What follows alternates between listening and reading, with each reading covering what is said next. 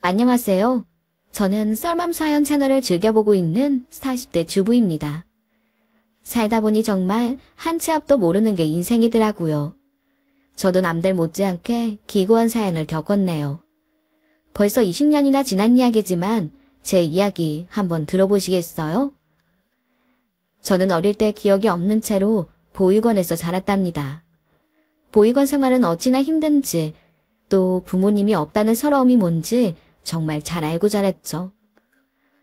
대학도 나오지 못한 저는 고등학교 졸업 후 작지도 크지도 않은 회사에 입사해서 나름대로 성실하게 일하면서 살고 있었어요. 그러던 중 회사 동료가 저에게 적극적으로 대시해서 저도 마음이 가 사귀게 되었어요. 후에 남편이 된 그 사람은 외로움이 많은 저에게 참 잘해주었습니다. 고아라는 것을 밝히면 은근히 차별적인 시선으로 보는 사람도 많았는데 그 사람은 되려 제가 고아라는 걸 마음 아파해 주어서 큰 힘이 되었지요. 그렇게 저는 행복이라는 게 뭔지 처음으로 알게 되었답니다. 저는 어릴 때부터 받은 사랑이 없어서인지 약간의 우울증과 불안장애가 있었는데 불안해하거나 우울할 때마다 저희 집으로 달려와서 손을 꼭 잡아주고 힘이 되어주곤 했습니다. 그렇게 연애 5년 차, 저는 프로포즈를 받게 되었어요. 저는 기쁜 마음으로 수락했고요. 하지만 그때부터 제 마음속엔 불안감이 자리를 잡아 점점 커져만 갔어요. 제가 구월하고 예비시댁에서 차별하는 것은 아닐까, 결혼을 반대하는 것은 아닐까 두려웠던 거죠. 오빠, 나 무서워.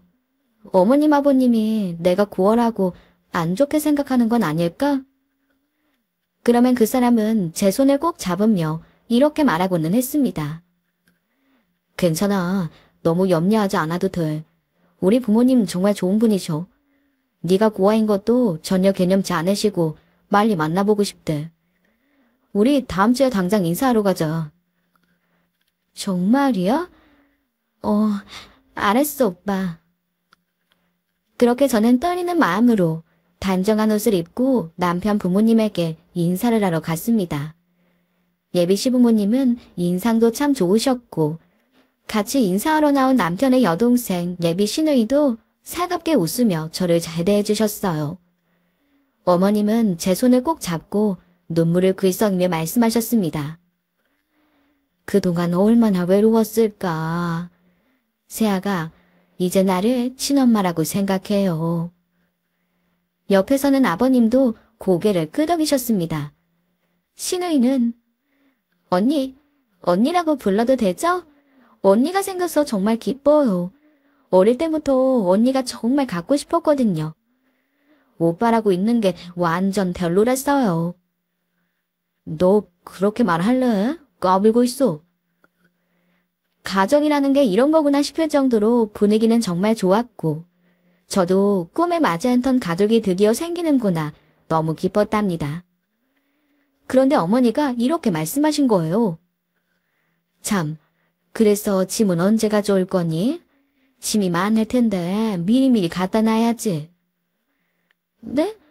어머니, 그게 무슨 말씀이세요? 무슨 말씀이냐니? 예, 아범아. 아직 얘기 안 했니? 세아가 우리 집 들어와서 사는 거 말이야. 엄마 그게 아직 말 못했어요. 남편은 제 눈치를 살짝 보더군요. 아유, 그걸 아직도 말 안 하면 어떡하니? 세아가 우리 집에 들어와 살렴. 친딸같이 잘 대해줄게. 시누이도 있으니 힘이 될 거야. 얘가 얼마나 착한데. 너 들어온다고 벌써 방도 다 치워놨단다. 짐은 너무 많이 가져올 것도 없어. 가볍게 와라. 예상치 못한 이야기에 저는 당황했지만 화기애애한 남편의 가족 분위기, 인자하신 어머님, 아버님과 함께 사는 게 저는 오히려 좋았습니다.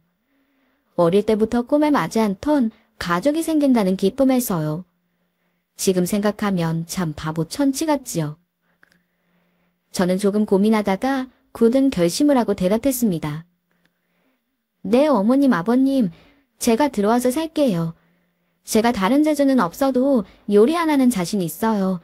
매일 맛있게 아침 차려드릴게요. 어머님, 아버님은 서로 얼굴을 보더니 아유, 그렇게까지는 안 해도 되는데 그럼 부탁 좀 하마? 하시더라고요. 지금 와서 생각해보면 저는 착한 며느리병에 걸렸었는지도 모르겠어요. 모든 것을 시댁 식구에게 맞추려고 호구처럼 굴었던 거죠. 아참, 오늘 큰애 부부는 못 왔다. 다음에 인사하렴. 아우, 큰 며느리가 많이 바빠서. 그 애가 얼마나 좋은 앤지 너도 보면 알게 될 거다. 네, 알겠습니다, 어머님, 아버님. 아참, 아가야. 일은 관두고 집에서 남편 내조를 잘하렴. 아범 벌이만으로도 충분하지 않겠니? 예상치 못한 이야기에 저는 또다시 당황했습니다. 아무리 좋은 남자라도 결혼하고 나면 어떻게 변할지 모른다고 들었는데 그래서 이혼하기 위해서라도 여자가 경제력은 갖고 있어야 한다는 이야기를 많이 들었거든요. 그래서 저는 너무 당황할 수밖에 없었습니다. 아, 어머니, 그건 제가 좀 생각을 해볼게요. 아유, 생각하고 말고 할 게 뭐가 있니? 다른 여자들은 남편 돈으로 먹고 사는 게 꿈이라더라. 몸 편하고 마음 편하고 얼마나 좋으니? 생각하고 말 것도 없다. 애를 키우면 애는 엄마가 돌봐야 돼. 떡두꺼비 같은 아들 꼭 낳아줘야 된다. 알았지? 네, 어머니. 저는 그렇게 바보같이 어머님 말씀을 거역하지 못하고 직장에 관두고 말았습니다. 지금 생각하면 얼마나 후회되던지. 또 어머님 말씀에서 분명히 쌓아낸 힘을 받았는데 좋은 게 좋은 거라고 좋게 생각하려고 했던 제 자신이 너무 바보 같습니다.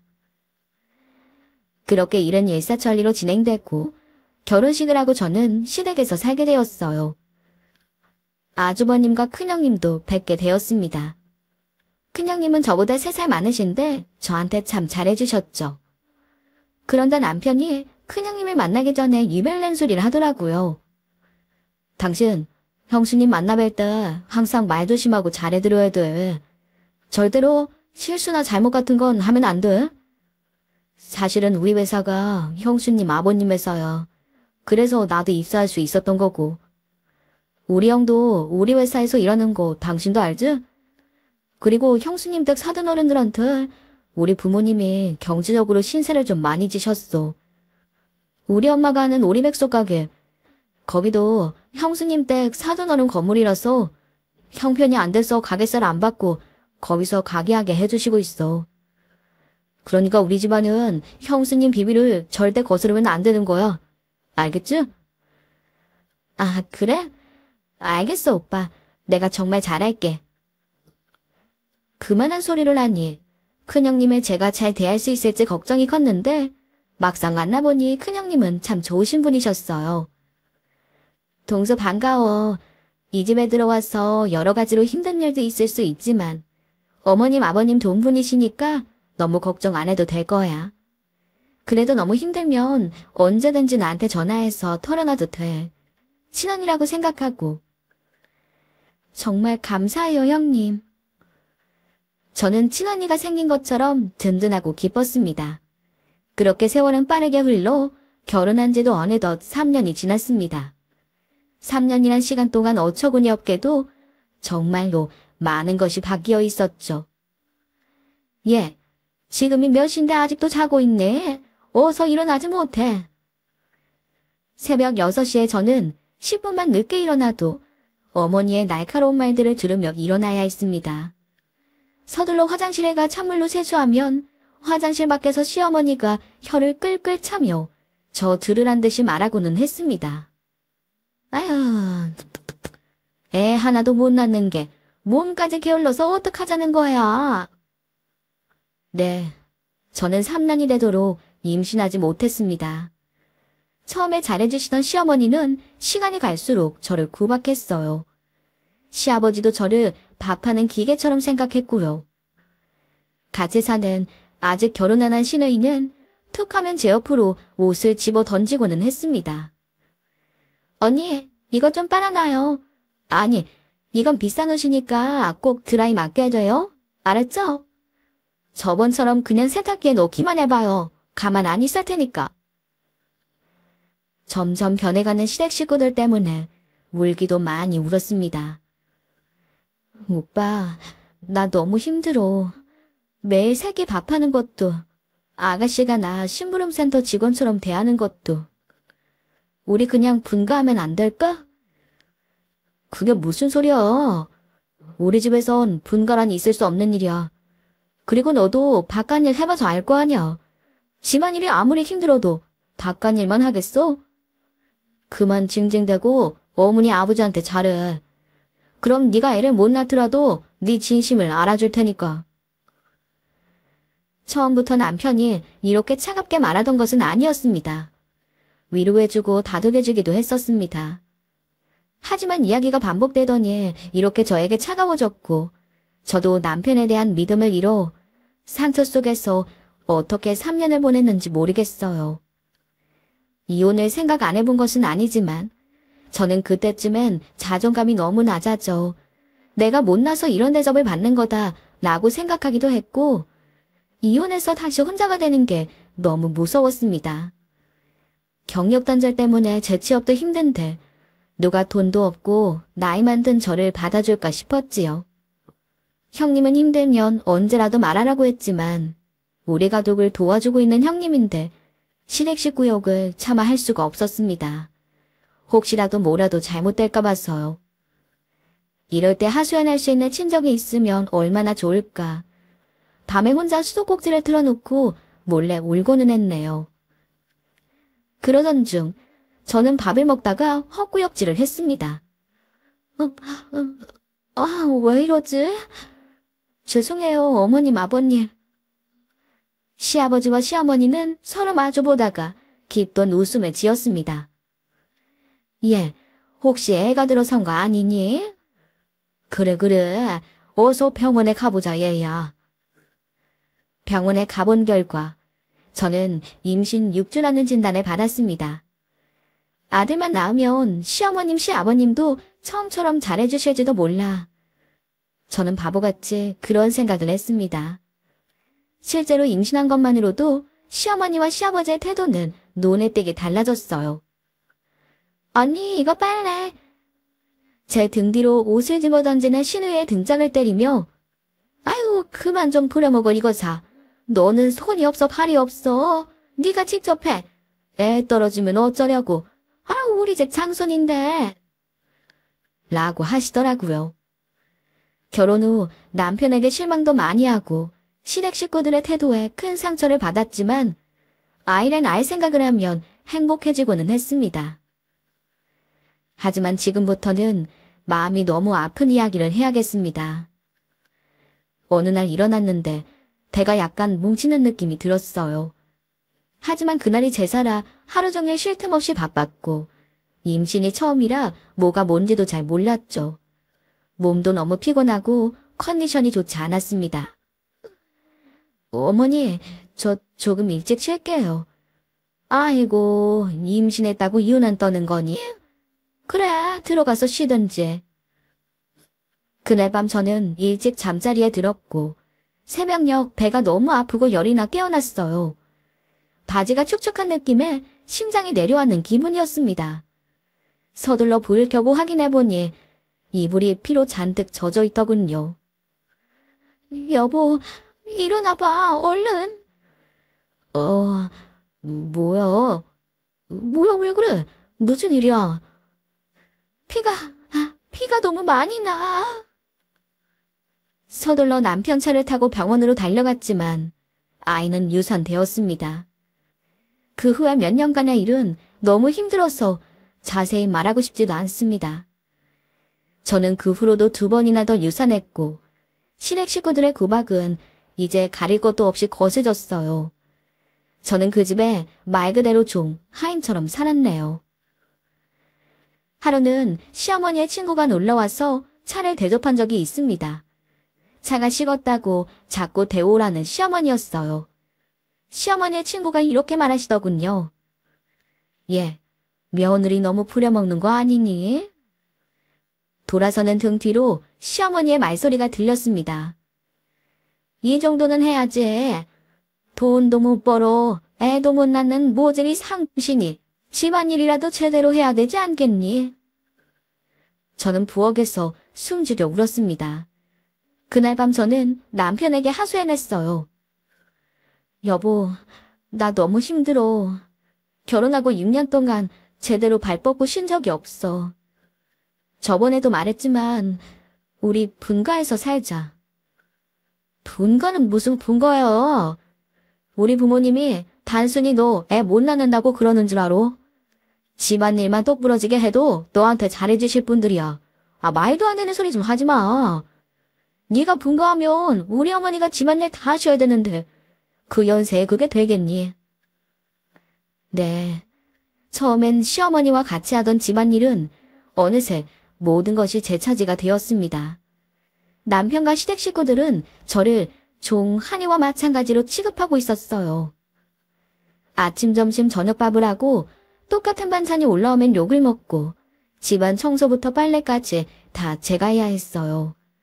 조금이라도 실수를 하거나 시어머니 마음에 안 들면, 특히나 제 잘못도 아닌데 시어머니 기분이 좀 안 좋다 싶으면 남들은 순풍순풍 잘 만났는데 애도 못 낳는 모질이 상진이라는 말을 들어야 했습니다.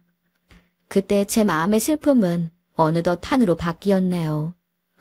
어느 날 저는 1시간이 넘게 시어머니가 소리소리 지르며 욕을 하는 걸 들어야 했고 결국엔 쓰러지고 말았어요. 정신 차리니 병원이었고 의사는 몸에는 이상이 없다며 정신과에 가보길 권유했습니다. 어머니, 저 의사 선생님 말씀대로 정신과 좀 다녀올게요. 정신과? 네가 미쳤니? 아범 회사에 정신병자 마누라 있다는 소문이라도 나면 어쩌려 그래? 아휴, 어쩌다 저런 걸 며느리로 들여서는 내가 체명에 못 살지 못 살아. 정신과는 꿈도 꾸지 마. 저는 결국 정신과에 가지 못하고 혼자 유명하다는 한의원을 찾아갔습니다. 모든 이야기를 털어놓으니 한의사는 안타까운 표정으로 절 보면서 화병이라는 진단을 내렸습니다. 하지만 남편에게 얘기를 하니 남편이 한숨을 쉬면서 화병 한약이 4주에 30만 원? 집에 그런 돈이 어디 있다 그래? 그리고 네가 뭘 그렇게 고생했다고 화병이 와. 다른 집 며느리들은 똑같은 일 겪으면서도 잘만 사는데 왜 그렇게 너만 유난이야? 너 때문에 우리 부모님이 얼마나 힘들어하시는 줄 알기나 해? 유산이 한두 번도 아니고 우리 엄마가 너 때문에 화병이 났다고 하면 믿기라도 하지. 하여튼 한약은 꿈도 꾸지 마. 그 말에 저는 남편에 대한 정이 완전히 떨어졌습니다. 저는 악에 맞춰 처음으로 이혼이라는 말을 꺼냈어요. 이렇게 살 거면 이혼해. 나 더는 당신이랑 못 살겠어. 당신 부모님도 그렇고. 시어머니 시아버지한테 당신 부모님? 말조심 안 해. 그리고 이혼? 지금 누가 해야 될 말인데. 너 말은 바로 하자. 나랑 우리 부모님이 너 참아주고 같이 살아주는 거지. 네가 똑바로 하는 일이 뭐가 있어. 좋아, 이혼해. 근데 이혼하면 네가 혼자 뭘 할 수 있을 것 같아. 네가 가족이 있어? 아니면 돈을 벌 수가 있어? 다시 생각해보는 게 좋을 거야. 남편은 그 말을 끝으로 방을 나갔습니다. 저는 하염없이 눈물이 흘렀어요. 남편 말이 틀린 게 없었습니다. 일을 안 한 지 6년이 된 아줌마를 받아줄 직장도 없었고 인제 와서 사회 나갈 용기도 나지 않았습니다. 그때 저는 자존감이 낮아질 대로 낮아져 시부모님 말대로 아무것도 못하는 모질이 상신이라고 스스로를 생각하게 되었어요. 저는 겁이 나서 이혼할 수가 없었네요.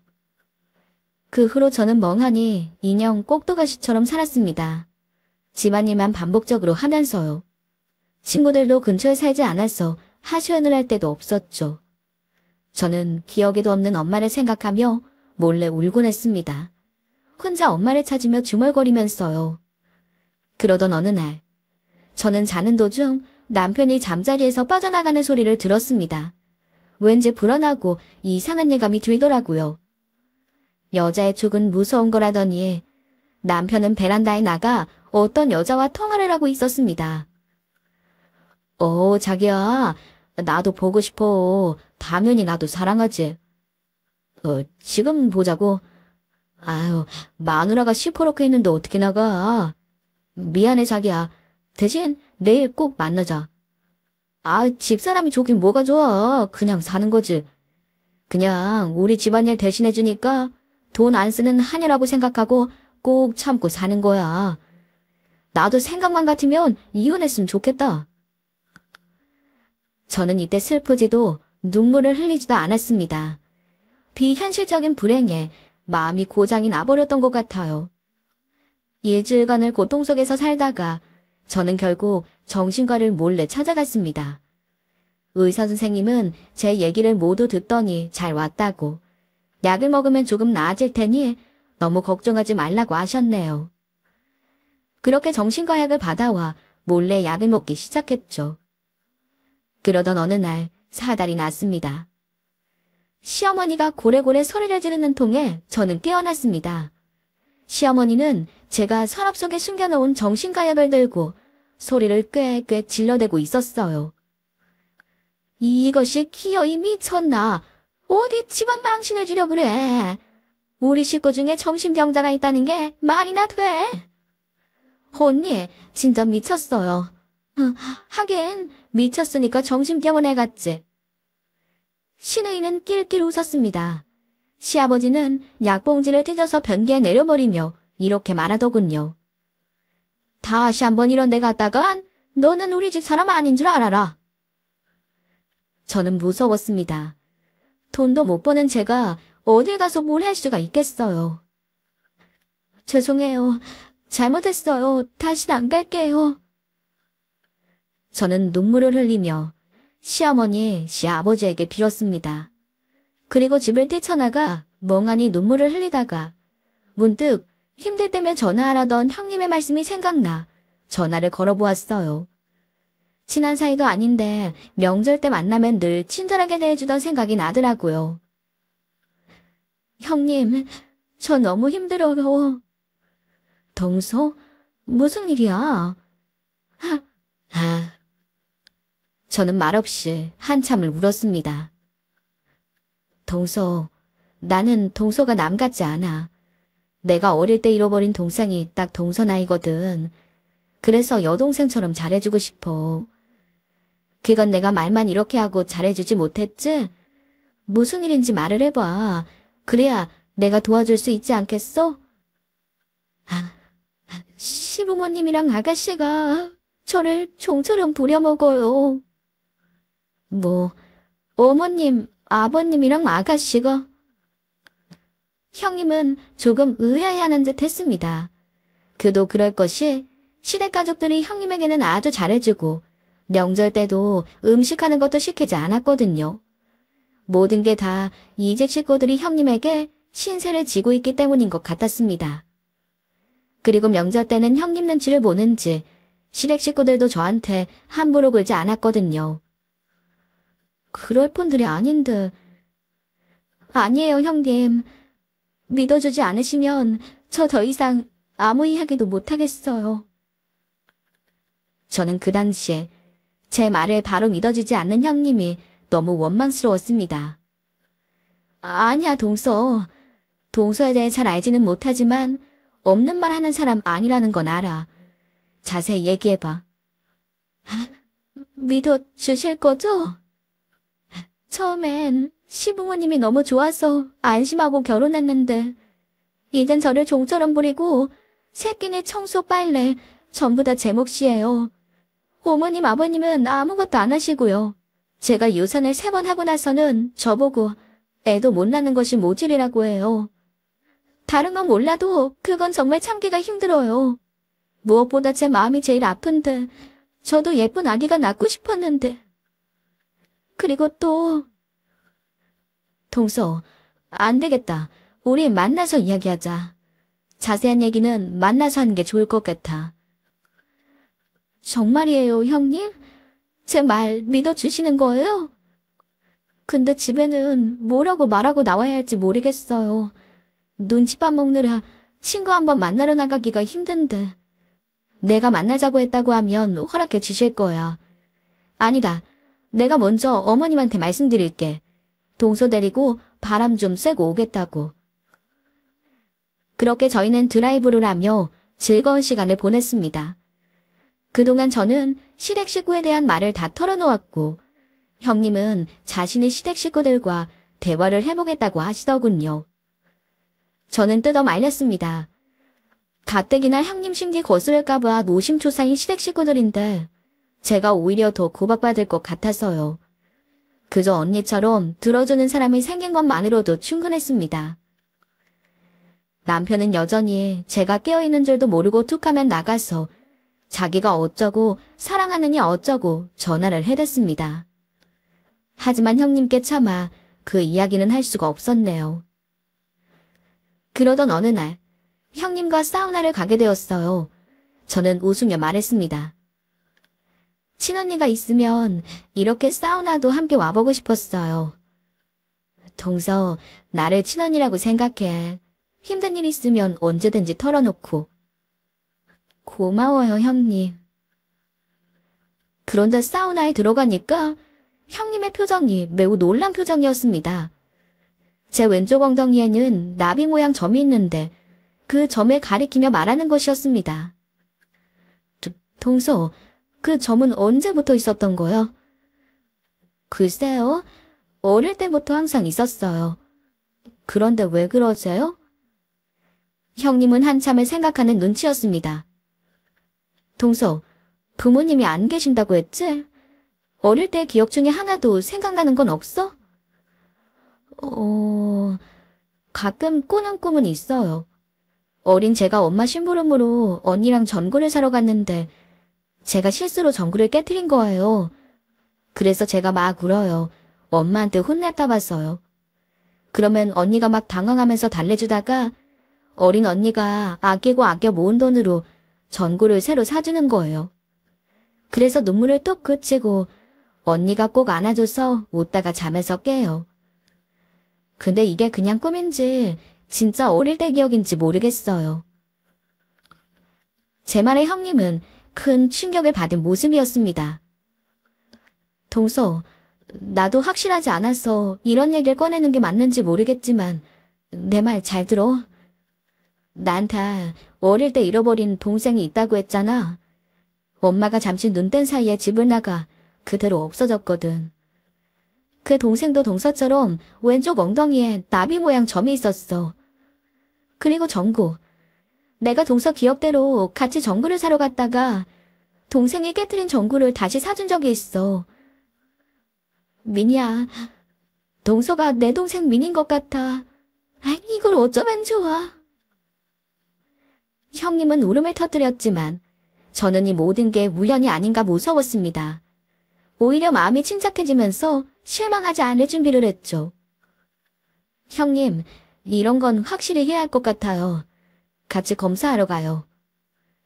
그 뒤에 이야기는 말 안 해도 아시겠죠? 저의 원래 이름은 송민이었습니다. 엄마 아빠를 만나고 얼마나 울었는지 모르겠어요. 저는 이제 마저 못한 이야기를 해야 했네요. 언니, 남편이 바람을 피우고 있어. 그게 무슨 소리야? 네 남편이 바람을 피우고 있다고? 나도 거짓말이었으면 좋겠다. 근데 사실이야. 내가 몇 번이고 그 여자랑 하는 통화 내용 들었어. 당장 증거 수집부터 하자. 앞으로 상관이랑 통화하는 거 다 녹음하고 남편 핸드폰에 잠금 풀 수 있으면 문자부터 캡처해놔. 언니, 내가 잘할 수 있을까? 잘해야지. 위자료 두둑이 맞고 이혼하자, 민이야. 할 수 있지? 그리고 시댁이 널 괴롭히고 있는 것도 할 수 있는 한 다 증거 수집해놔. 저는 그때부터 이혼 준비에 들어갔습니다. 되찾은 가족의 넉넉한 형편이었기에 이제 경제력에서도 걱정이 없었거든요. 저는 가족을 다시 찾은 뒤로 성격이 변한 것처럼 자신감과 당당함이 생겼어요. 종일 녹음기를 켜놓고 시어머니의 험한 욕과 말을 녹음했습니다. 어머님은 대체 저한테 왜 이러세요? 제가 이 집 종인가요? 이것이 뭘 잘못 먹었나? 어디 시어머니한테 대들긴대 들어? 아이고 아범아, 저것이 아주 돌았나 보다. 너 쟤랑 당장 이혼해. 이 집에서 쫓겨나야 정신을 차리지. 쫓겨나야 한다는 말도 한두 번 들은 것이 아닙니다. 예전에 저였다면 벌벌 떨면서 빌었겠지만 이제 저는 두려울 필요가 없었어요. 쫓아낼 거면 쫓아내보세요. 이것이 시어머니 무서운 줄 몰라. 시어머니는 제 뺨을 때리더군요. 저는 더 또박또박 말했습니다. 어머니, 지금 제 뺨 때리신 거예요. 그래, 때렸다 어쩔래? 당신 지금 어머니한테 무슨 말 버릇이야? 좋아, 이혼해. 너 진짜 세상 무서운 줄 모르는구나. 저는 이미 그때쯤 남편에 대한 증거 수집을 마쳤습니다. 핸드폰 비밀번호는 어머님 생일이었습니다. 기가 막히게도 상간녀는 임신까지 했고 남편은 저와 이혼하고 어린 상간녀와 결혼할 계획까지 세우고 있었더군요. 사람이라면 어떻게 그럴 수가 있을까요? 그러던 와중에 저까지 되바라지게 나오니 잘 되었다 싶었겠죠. 어머님도 다 알고 있던 눈치였습니다. 그래, 너처럼 돈도 못 벌고 애도 못 낳는 것 이제 쓸모없다. 정식으로 이혼해라. 원만하게 합의 이혼해야지. 그때 약속한 대로 형님, 아니 제 친언니가 진장했습니다. 아주버님과 함께요. 시댁 식구 모두가 놀란 눈치였습니다. 아니 큰며느리야, 네가 여긴 무슨 일이니? 동서가 불러서 들러봤어요. 이혼 어쩌고 얘기가 들리던데. 아휴, 넌 신경 쓸 거 없다. 둘이 좀 안 맞아서 말이야. 좀 안 맞는다고 바람을 피워서 애까지만 들어요. 아니, 네가 어떻게 그런 것까지? 동서한테, 아니, 내 동생 민희한테 6년 동안 말도 못할 구박해온 것 다 알고 있어요. 제가 증거 수집하라고 해서 녹음한 양이 꽤 되고요. 동생이라니. 당신네 식구들이 구박한 이 애가 내 친동생 민희라고 이 인간들아. 저는 아주버님의 눈치를 살폈는데 이렇게 말하더군요. 어머니 아버지, 그리고 너희 정말 너무하다. 난 내 와이프와 가족 중 하나를 택하라면 내 와이프를 택하겠소. 앞으로 서방님은 저희 아버지 회사에서 눈치껏 나오게 될 거예요. 어머니도 당장 가게 빼시고요. 그동안 저희 집에서 드렸던 경제적 지원만으로도 1억이 넘어요. 그런데 그거 다 돌려주셔야겠네요. 제가 어제까지나 언젠가 갚으라고 했지만 받을 생각은 없었어요. 하지만 이젠 상황이 다르죠. 빌린 내역과 증거가 다 있으니 하루빨리 갚으세요. 그리고 내 동생 미니에 대한 위자료도 넉넉히 준비하는 게 좋을 거예요. 아이고 얘야, 기회를 주거라. 혼영이, 아니 미니한테도 잘할 거고 이혼도 절대 안 할 거야. 그러니? 아니요 서방님. 아니, 서방미라고 부르기도 싫네요.